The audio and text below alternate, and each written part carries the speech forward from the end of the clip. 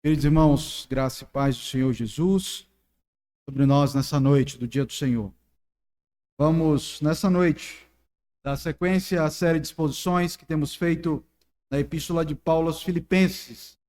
Ficamos agora lá no capítulo 1, versículos 19 a 26. Filipenses, capítulo 1, os versículos 19 a 26.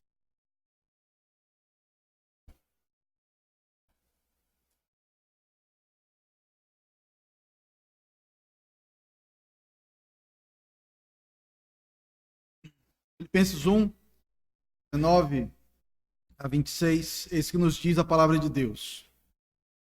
Porque estou certo, isso mesmo, pela vossa súplica e pela provisão do Espírito de Jesus Cristo, me redundará em libertação, segundo a minha ardente expectativa e esperança de que em nada serei envergonhado. Antes, com toda a ousadia, como sempre e também agora, será Cristo engrandecido no meu corpo, quer pela vida, quer pela morte. Porquanto, para mim, o viver é Cristo e morrer é lucro. Entretanto, se o viver na carne traz fruto para o meu trabalho, já não sei o que hei de escolher. Ora, de um e de outro lado, estou constrangido, tendo o desejo de partir e estar com Cristo, o que é incomparavelmente melhor. Mas, vossa causa, é mais necessário permanecer na carne. Convencido disso, estou certo de que ficarei e permanecerei com todos vós para o vosso progresso e gozo da fé, a fim de que aumente, quanto a mim, o motivo de vos gloriardes em Cristo Jesus, pela minha presença de novo convosco. Vamos orar pedindo ao Senhor, fale conosco por meio da sua palavra. Bondoso Deus, mais uma vez chegamos diante de Ti nesse final de semana, especialmente agora no dia do Senhor, para sermos alimentados por Ti, Pai, para sermos admoestados pela Tua lei. E nós rogamos que mais uma vez o Senhor se apiede de nós, que o Senhor fale conosco, que o Senhor torne a Tua palavra clara para nós, que tudo que vamos ler e ouvir sirva de maneira prática para transformar a nossa vida. Nós oramos assim em nome do Senhor Jesus Cristo. Amém. Queridos, nós temos caminhado já há um tempo, nossa exposição na Epístola de Paulo aos Filipenses. Nós já vimos que quando Paulo escreve essa carta, ele estava preso. E lá, ao estar preso em Roma, ele ficou sabendo por meio de um irmão, Epafrodito, membro da igreja de Filipos, que o visitou na prisão, que a igreja de Filipos estava preocupada com ele. Então, Paulo identifica a possibilidade daqueles irmãos ficarem desmotivados na caminhada cristã por causa da prisão dele. Basicamente o seguinte: se as coisas não estão bem para aquele que fundou a nossa igreja, o nosso pastor, o que será de nós? E é diante dessa situação que Paulo escreve aos irmãos de Filipos que eles não deveriam ficar preocupados, porque o Senhor estava fazendo algo proveitoso por meio da prisão dele. E na nossa última exposição foi justamente isso que vimos. Vimos Paulo falando aos filipenses que o Senhor estava trazendo o que estava trazendo de proveitoso para aquele momento da sua prisão. Paulo fala que a prisão dele tinha contribuído para o progresso do evangelho. É o que nós vimos no versículo 12. E para testar esse fato, que de fato o progresso do evangelho estava acontecendo por meio da sua prisão, ele começa então a destacar três eventos que estavam acontecendo justamente pelo fato dele estar preso. Primeiro, que os guardas que cuidavam dele, aqueles que eram da guarda pretoriana, estavam sendo convertidos ao Senhor por meio da ação de evangelização do apóstolo Paulo. Então a primeira coisa que acontece é que cada guarda que estava ali cuidando de Paulo estava ouvindo o evangelho e estava sendo convertido. E outros guardas que conheciam aqueles guardas da guarda pretoriana também estavam sendo convertidos ao Senhor.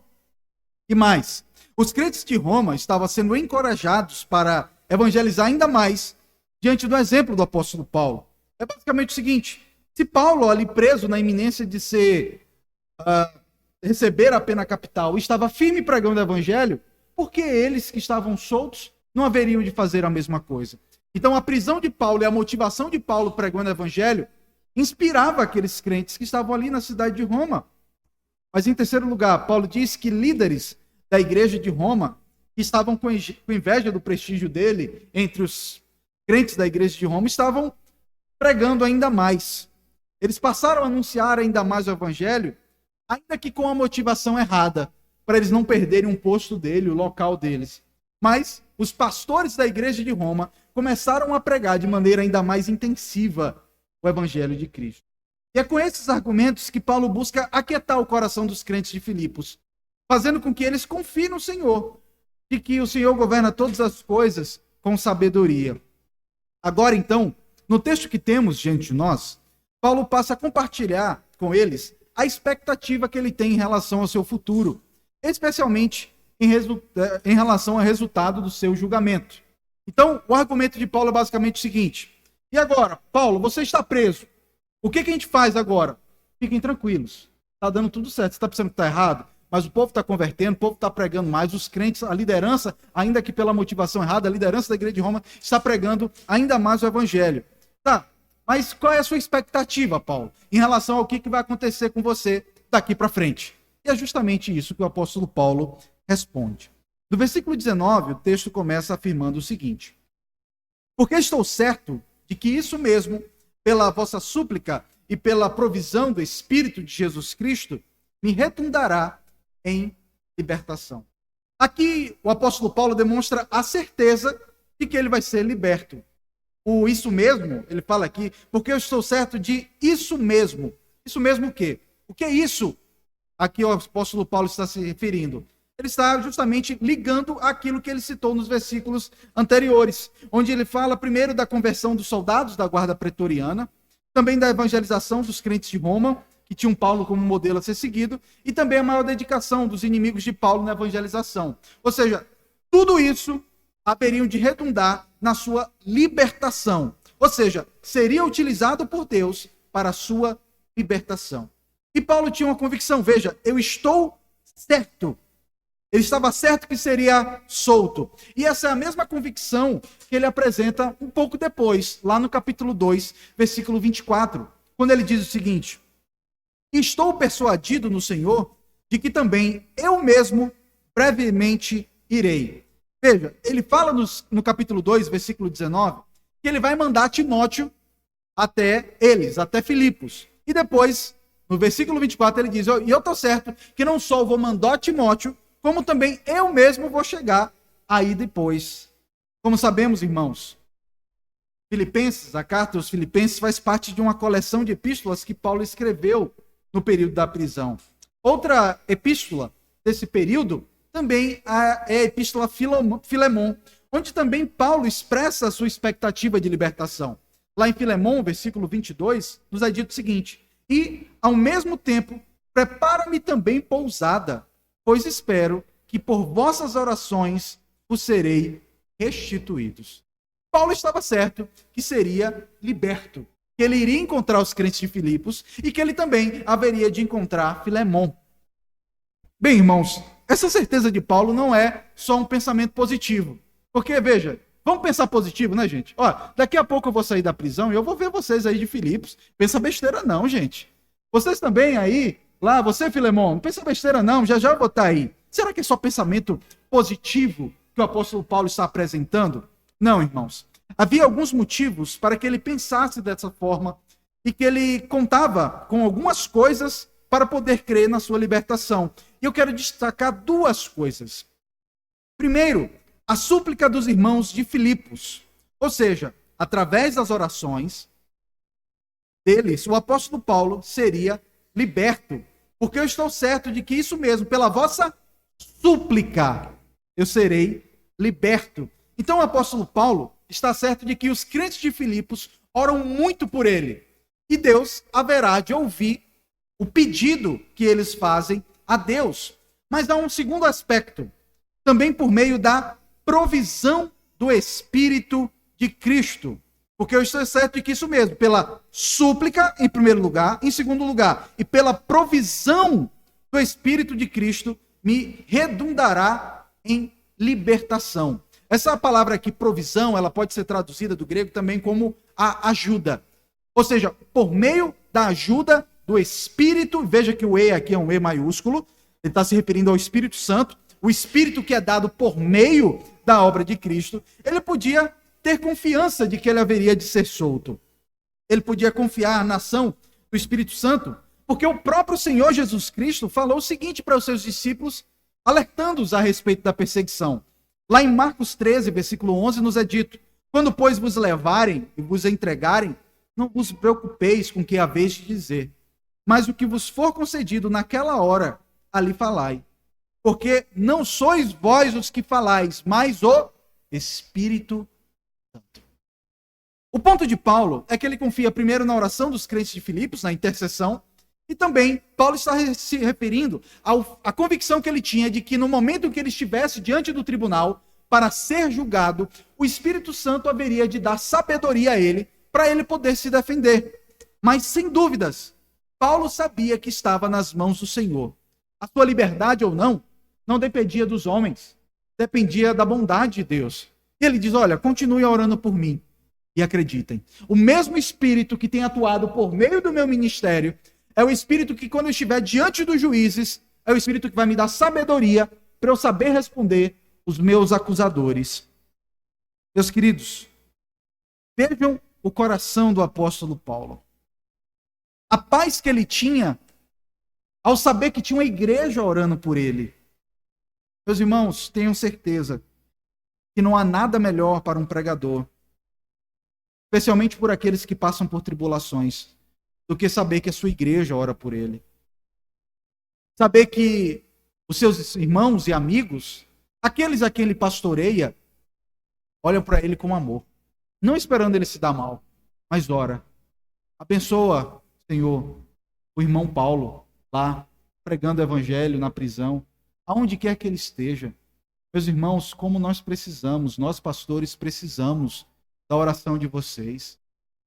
Nas quartas-feiras, sempre peço, coloque lá o nome do pastor, dos pastores de vocês, dos presbíteros, porque nós somos os primeiros a carecer das orações de vocês.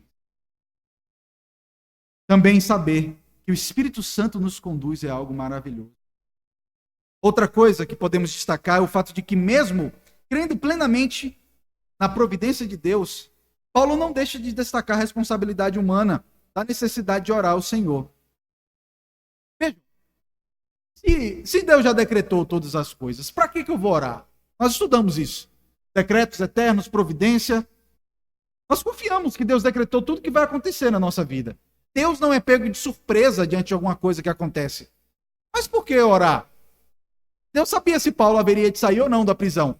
Mas mesmo assim, ele pede a oração. Irmãos, nós conhecemos a lei do Senhor. Nós não conhecemos os decretos do Senhor. E nós oramos para que Deus forge o nosso coração por meio das nossas orações. Para que Deus transforme as circunstâncias. Para que Deus mova todas as coisas para a glória dele, para o bem da nossa vida. Nós não simplesmente ficamos de braços cruzados, dizendo, Deus sabe de tudo, e nós não oramos. Pelo contrário, nós oramos. Então, no versículo 20, vemos a expectativa de Paulo de que ele não seria envergonhado. Ele diz o seguinte no versículo 20. Segundo a minha ardente expectativa e esperança de que em nada serei envergonhado, antes com toda ousadia, como sempre, também agora será Cristo engrandecido no meu corpo, quer pela vida, quer pela morte. Embora Paulo estivesse convicto da sua libertação, como nós vemos aqui no versículo 19, a sua expectativa maior ali na prisão não era ficar livre. Antes, a ardente expectativa de Paulo, ou seja, o desejo intenso de Paulo, era que Cristo fosse engrandecido no seu corpo. Ou seja, que por meio dele, por meio da prisão dele, Cristo fosse ainda mais conhecido. Já parou para pensar, irmãos? Vamos pegar uma situação análoga. Imagine que você está com uma doença bem severa e você está no hospital. E aí você chega e diz para os crentes, para os seus irmãos, olha, não pense que eu estou preocupado em ficar curado, não. Minha grande preocupação não é ficar curado. A minha preocupação é fazer com que Cristo seja glorificado no local onde eu estou internado. Porque tem crente que é assim, viu? Tem crente que não para. Se ele para de cama no hospital, o que ele faz? Ele evangeliza, enfermeiro, médico, sai evangelizando todo mundo. Você já conheceu crente assim? Eu já conheci. Uma máquina de evangelização. E Paulo diz, olha, o meu ponto não é ficar liberto, não. Ó. Não estou preocupado com isso. Não estou preocupado com minha cura. Eu estou preocupado para que Cristo seja agradecido por meio do meu corpo. Paulo queria isso, ele diz, ardentemente. E ele disse que queria isso, que isso acontecesse quer pela vida, quer pela morte. Como que Cristo seria engrandecido no seu corpo, quer pela vida ou quer pela morte? Pela vida, caso ele saísse ali da prisão e saísse livre daquele julgamento como ele esperava. Se Cristo me der a libertação, ele vai ser exaltado. Mas quer pela morte, ou seja, caso ele fosse sentenciado à morte, assim ele morreria como um mártir cristão. O ponto de Paulo é, vocês acham que Deus só vai ser glorificado se eu for liberto? Não. Se eu morrer, Cristo também vai ser liberto. Porque às vezes a gente pensa, irmãos, que quando um crente fica doente, fica acamado e vai para o hospital, a gente pensa o seguinte, Cristo só vai ser glorificado se aquela pessoa sair da cama. Não, negativo. Cristo é glorificado tanto como o crente é curado e sai da cama, quanto também quando o crente morre. Porque o crente pode se encontrar com Cristo. E você acha que sua primeira expressão, quando você encontrar com Cristo, vai ser o quê? Você vai exaltar o nome de Cristo. Então Cristo é exaltado em toda situação. Todas as coisas cooperam para o nosso bem. Quer você fique preso, quer você fique solto. Quer você tenha saúde, quer que você fique enfermo. Todas as coisas engrandecem o nome de Cristo. Então vemos que a expectativa de Paulo na prisão não era liberdade ou que ele fosse engrandecido, mas que Cristo fosse glorificado, fosse através da liberdade, como também por meio da condenação da pena capital. Nesse ponto, Paulo fala que tinha esperança de que em nada seria envergonhado. Ou seja, ele não seria envergonhado diante de Deus. Ele também não seria envergonhado diante dele mesmo ou dentro da igreja. Mas a que tipo de vergonha o apóstolo Paulo se refere aqui? A vergonha a qual o apóstolo Paulo se refere aqui é o fraquejar ou negar a Cristo diante da possibilidade da pena de morte. Lembrem-se, a expectativa de Paulo é, pelo seu julgamento, estar diante de um tribunal e apresentar os seus argumentos para que ele pudesse ser solto ou preso. E ele está dizendo o seguinte, olha, eu tenho a esperança de que eu não vou ser envergonhado.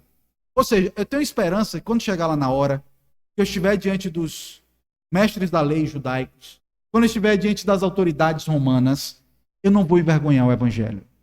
Eu não vou envergonhar a igreja. Eu vou estar firme. Ele não queria, irmãos, passar vergonha, negando a Cristo quando chegasse esse momento. E Paulo entendia o seguinte, que isso acontecia como sempre tinha acontecido, também agora Cristo será engrandecido. Por que ele fala como sempre? Queridos, nunca havia faltado coragem a Paulo de pregar o evangelho. Lembram-se as narrativas lá de Atos? Ele sendo apedrejado, sendo colocado para fora de uma cidade por meio de um cesto. Quando foi que Paulo envergonhou o evangelho? Ele está dizendo como sempre Deus tem feito comigo. De tal forma que eu não envergonho o evangelho. Eu tenho certeza que também será agora. Cristo será conhecido. Cristo será engrandecido. E ele fala que ele daria esse bom testemunho com toda ousadia. Ou seja, eu não vou ter vergonha de Jesus. Meus queridos, isso nos mostra a importância de não querermos envergonhar o evangelho de Cristo. Não adianta pregarmos uma vez, pregarmos duas, pregarmos três, e chegar a um dado momento, você simplesmente ter vergonha de falar de Jesus. Será que você se envergonha de falar de Jesus? Ou como diz o apóstolo Paulo, com toda ousadia, eu vou falar de Jesus. Quer que isso venha redundar em morte ou vida para mim? Quer que isso venha redundar em uma boa posição no trabalho? Ou quer que isso venha me destituir de alguma posição do trabalho? Será que o meu desejo é pregar com ousadia a Cristo, independente do resultado? Ou será que nós envergonhamos o evangelho? E quando nós envergonhamos a Cristo, nós seguimos uma sequência de coisas. Quando nós negamos o evangelho, envergonhamos o evangelho, nós envergonhamos a nossa própria igreja. A igreja local que nós pertencemos. Nós envergonhamos o nosso próprio testemunho de Cristo. Por isso nós devemos estar dispostos a, com toda a ousadia, falar. E o motivo para Paulo querer que Cristo seja engrandecido, seja por sua vida, ou seja por sua morte, é descrito no versículo 21. Paulo diz: porquanto para mim o viver é Cristo e o morrer é lucro. Em outras palavras, é como se Paulo estivesse afirmando que Cristo é a razão da sua existência. Ou seja, ele diz: o viver é Cristo. Cristo é o centro da minha vida. Para que eu vivo? Por causa de Cristo. E ele viveria completamente para o Senhor Jesus Cristo, pregando o evangelho de Cristo. Por outro lado, ele diz: e se for para eu morrer, é lucro, é vantagem. Eu estou ganhando, estou saindo ganhando ainda. Porque ele não temia a possibilidade de ser condenado à morte. Porque ele sabia que, quer nessa vida ou na próxima, Cristo seria glorificado. E isso haveria de redundar no seu bem. Ele haveria de ver Cristo na glória. Se ele morresse. Morrer é lucro. Morrer é lucro também, porque ele já tinha morrido para si mesmo e para o mundo. Queridos, morrer aqui nesse mundo, é apenas a concretização para algo que já aconteceu espiritualmente conosco. Nós já morremos para esse mundo. E quando nós morremos fisicamente, nós nos desligamos completamente desse mundo para o qual nós já morremos. E aí por isso que ele diz: o morrer é lucro. Porque eu vou concretizar aquilo que espiritualmente já aconteceu comigo. Tanto que é estranho um crente que é tão apegado aqui a esse mundo. Claro que nós estamos apegados aos nossos familiares, aos nossos amigos, mas lembre-se, morrer para o crente é lucro. É um reflexo daquilo que já aconteceu espiritualmente com ele. Ele sabia, irmãos, que a morte seria vencida pela ressurreição de Cristo. Ainda que ele morresse, ele haveria de ressurgir dentre os mortos no último dia. A morte seria algo temporário, momentâneo. Irmãos, as palavras de Cristo, de Paulo, devem trazer um pesar para nós. Porque nós somos demasiadamente apegados a essa vida. E nos esquecemos da glória que nos é proposta. Nós amamos tanto a nossa casa, nosso carro, os nossos diplomas.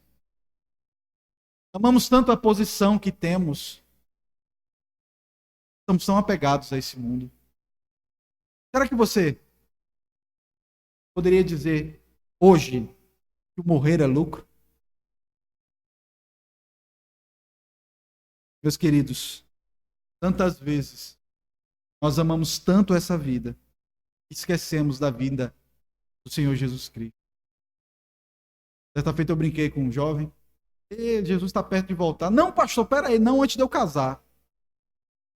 É mais importante eu casar do que Jesus voltar. Meus queridos, a nossa expectativa é a volta de Cristo. É nos encontrar com o Senhor Jesus Cristo. Eu pergunto para você: o que é a sua vida? A sua vida é Cristo? Ele é o centro da sua vida? Ele é tudo o que você quer? Você pode dizer como Paulo: viver é Cristo? Se eu tiver que abdicar de alguma coisa, abandonar alguma coisa, eu passo porque é para Ele que eu vivo. Ele é a minha vida. Já viu um pai ou mãe que diz assim: meu filho é minha vida? Seu filho não pode ser a sua vida. Seu marido não pode ser a sua vida. Seu neto não pode ser a sua vida. Sua vida tem que ser Cristo. Ele é a sua vida. E se você morrer, você está na vantagem. Porque você é um crente. Você já morreu para esse mundo. E você vai morrer nesse mundo para poder acordar na glória. A partir do versículo 22 até o versículo 24, vemos que essa perspectiva de Paulo acaba gerando nele um dilema entre a vida e a morte. E aqui é o tema da nossa exposição, né? Um santo dilema. Onde Paulo é? Dentro dessas circunstâncias, será que é melhor morrer ou ficar vivo? O que eu prefiro? Veja, o que Paulo diz nos versículos 22 a 24? Entretanto, se o viver na carne traz fruto para o meu trabalho, eu não sei o que hei de escolher. Ora, de um e do outro lado estou constrangido, tendo o desejo de partir e estar com Cristo, o que é incomparavelmente melhor. Mas, por vossa causa, é mais necessário permanecer na carne. Paulo sabia que morrer era lucro para ele. Mas certamente não seria lucro para a igreja de Cristo, especialmente para os crentes de Filipos. Já pensou um baita pastor como aquele morrendo? Um evangelista daquele morrendo? E diante disso, então, Paulo não sabia o que pedir ao Senhor. Por isso que ele fala, olha, eu não sei o que eu devo escolher. Finalzinho do versículo 22. Já não sei o que eu vou escolher. Eu não sei o que é melhor. Vivo, ele poderia fazer ainda mais um trabalho frutífero. Ele fala no início do versículo 22. Se viver na carne traz algum fruto para o meu trabalho, eu não sei o que eu vou escolher. Por isso que ele fala no início do versículo 23. Ora, de um e do outro lado estou constrangido. Eu não sei. Paulo sabia que poderia ser executado. Ele diz o seguinte, tendo o desejo de partir e estar com Cristo, o que é incomparavelmente melhor. Percebam aqui a esperança de Paulo. A esperança de Paulo é que no momento em que ele morresse, ele estaria com Cristo. Lembra-se aquilo que foi dito ao ladrão que morreu na cruz, ao lado de Cristo? Hoje mesmo estará comigo. Então Paulo sabia que no momento exato que ele morresse, ele ia partir e estar com Jesus. E, gente, eu amo vocês, viu? É bom demais estar aqui com vocês. Melhor ainda, viver minha vida com Marcela. Amo meu casamento, amo minha esposa. Mas estar com Jesus é muito melhor. Esse é o ponto de Paulo. É melhor estar com Cristo do que estar com a igreja visível. É melhor estar com Cristo do que estar em qualquer lugar. Mas não é só que é melhor, não. Ele diz, é incomparavelmente melhor. Não tem nem como comparar uma coisa com a outra. Estar com Jesus, o viver é Cristo, e estar com Ele é muito melhor. E então, no versículo 24, vemos que o senso do dever acaba prevalecendo na mente de Paulo. Sabe o coração pastoral? Paulo diz, olha, mas por vossa causa é mais necessário permanecer na carne. Ele diz, olha, eu sou pastor, eu sei que eu tenho muita coisa para fazer ainda. Eu sei que o Senhor vai me chamar para Ele. Isso é sem sombra de dúvida. Mas eu sei que estando aqui eu posso abençoar ainda a vida de vocês. E vejam, irmãos, como Paulo colocava a necessidade da igreja acima do seu desejo pessoal.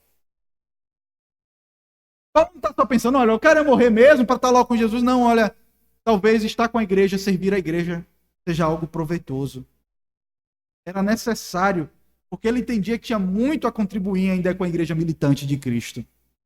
E nos versículos 25 e 26, vemos a convicção de Paulo de que ele tinha que continuar vivo. Veja.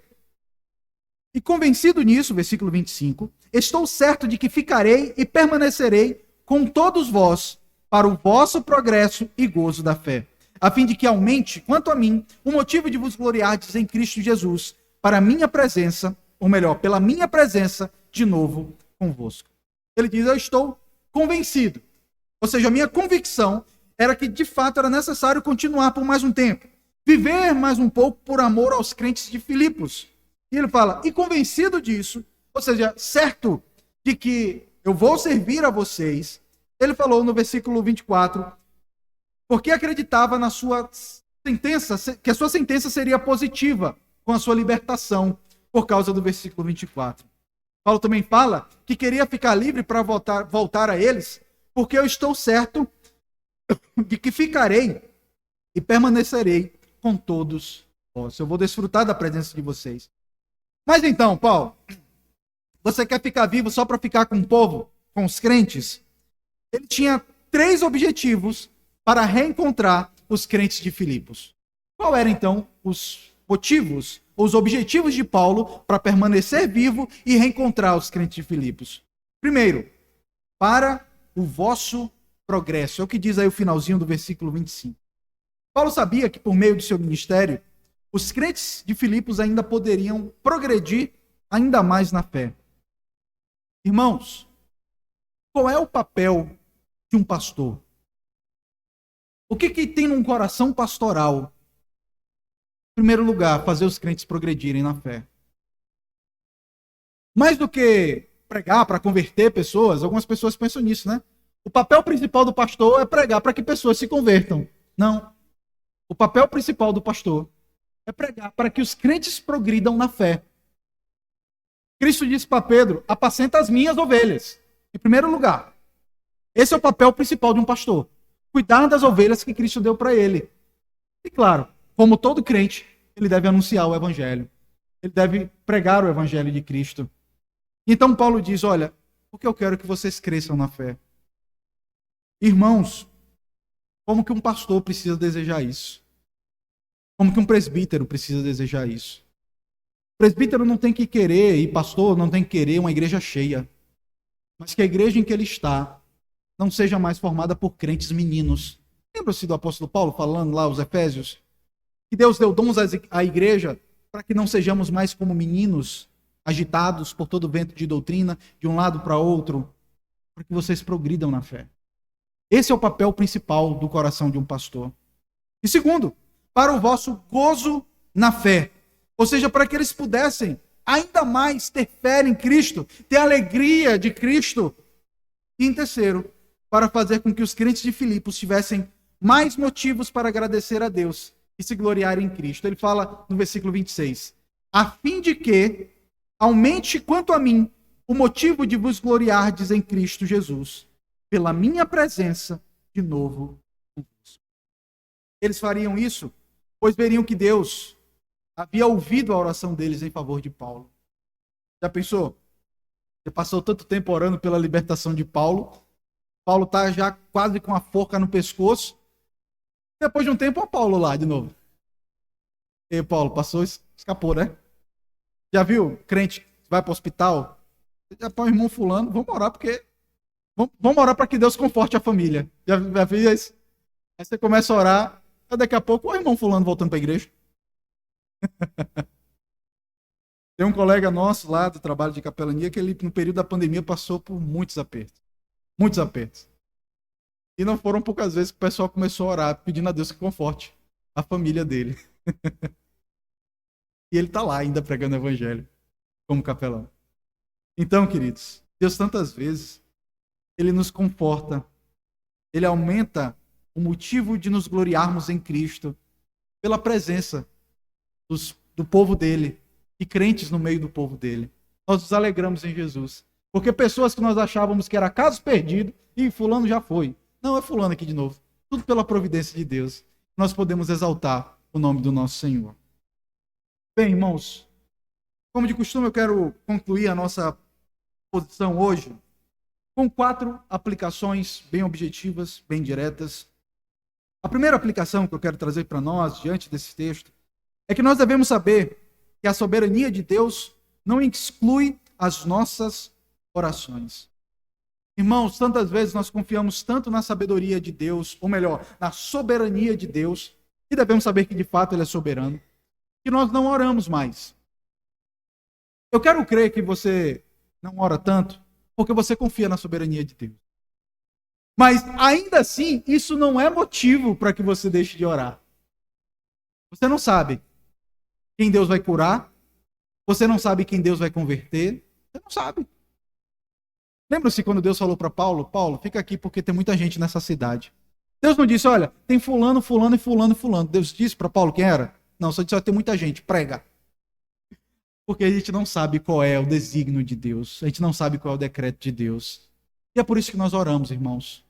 Nós oramos confiando em Deus, mas nunca nós deixamos de orar. Ore. E Deus usa meios para realizar os seus planos e para consolar o coração dos seus servos. Aqui a oração dos filipenses em favor de Paulo. Queridos, como nós precisamos ser confortados pela certeza de que um irmão acordou e que orou por mim. Isso faz toda a diferença. Eventualmente, eu tenho a graça de receber uma mensagem de um dos irmãos aqui da igreja. Pastor, acabei de orar pelo Senhor. Aquilo traz um sorriso imediatamente no meu rosto. Porque às vezes eu estou num dia difícil, indo para um lugar, pregando num lugar, às vezes num lugar que eu não fui tão bem recebido, que eu fui pregar. Pastor, eu orei por você. Como nós precisamos, irmãos, dessa alegria no nosso coração. Quando você ora pelo seu irmão, você trabalha o seu coração na confiança na providência de Deus, mas também traz consolo ao coração dos irmãos que estão alvo da oração.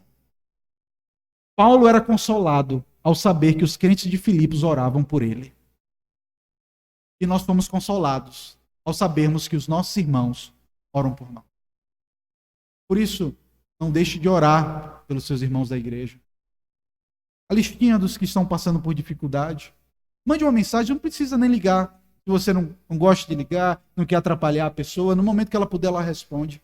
Você fala, meu irmão, eu acordei hoje e orei pela sua vida. Que Deus te abençoe, que Deus traga cura para a sua vida, que Deus lhe sustente. Como isso consola o coração. Isso consolava o coração de Paulo. E Paulo foi liberto. Mas a oração dos filipenses foi um meio necessário para isso. Um dos instrumentos que Deus utilizou para a libertação de Paulo foi o clamor da igreja. A oração do povo de Deus, fazendo então que ele pudesse sair dali. Então, em primeiro lugar, não pense que a soberania de Deus exclui a sua vida de oração e a sua vida de oração pelos seus irmãos da igreja. Em segundo lugar, nós devemos viver para glorificar a Cristo, seja na nossa morte ou na nossa vida. Esse era o desejo do apóstolo Paulo. Eu estou certo de que isso, pela vossa súplica e pela provisão do Espírito Santo, me redundará em libertação. Esse era o desejo de Paulo. Quer pela vida, quer pela morte, que o nome de Cristo fosse glorificado. Você quer viver mais quantos anos? Já parou para pensar nisso? Às vezes até criança fala isso, já viu? Não quero viver até tantos anos. Você quer viver até que idade? E talvez a segunda pergunta, mais importante. Para quê? Para que você quer viver até 80 anos? Para que você quer viver até 100 anos? Para que Cristo seja glorificado por meio da sua vida? Para que você quer longevidade?